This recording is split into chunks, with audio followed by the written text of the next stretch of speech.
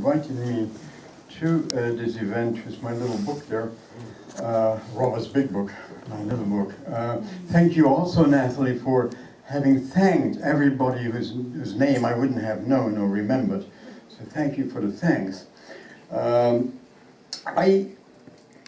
in 1967, as a young European, ignoramus, I used that Latin word, I went up at Bard College and soon started trying to read Robert's work, which was very difficult for me. And I stopped doing it for a while till I was away from Bard and started doing it again in New York City. And although I was reading a lot around American poetry at that time, and I was looking for ways of how do you go about this. In 1971, a little book came out called In Time, which were Robert's essays.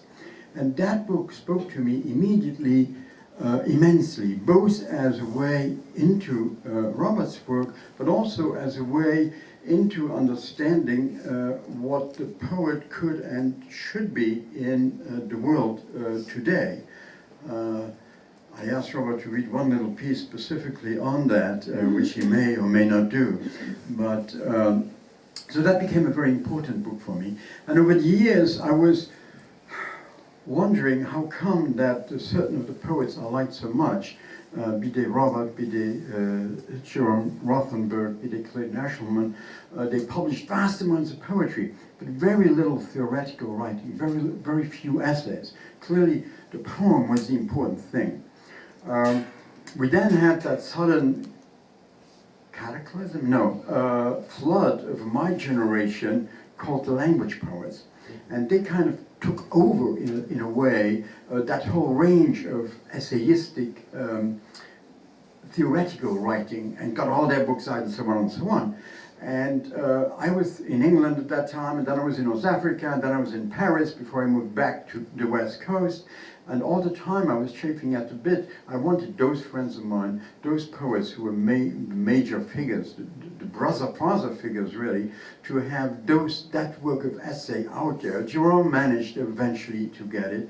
Robert was so busy writing those 70 books of poems, essays would appear here and there, but it would, nobody gathered them. And I thought 20 years ago, I'm going to do this. I'm going to gather these essays of Robert's in one volume.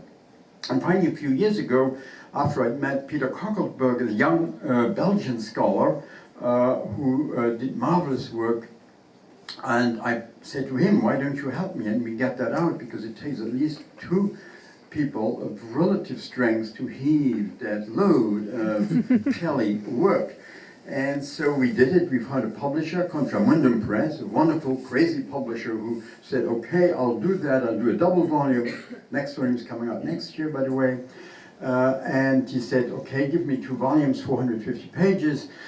Peter and I knew that this was a crazy idea. We sat down, we put it together. We gave him 750 pages, and the man was kind enough to say, yes, that's what it should be. That is right. It is good. And he brought it out. I will say not much more about it. You will hear Robert reading a few. I would like to thank Nicole very much for that amazing, wonderful painting that is made the cover of the book. And also the designer and the publisher, because they did put wonderful care in the book, and I like the book very much as an object.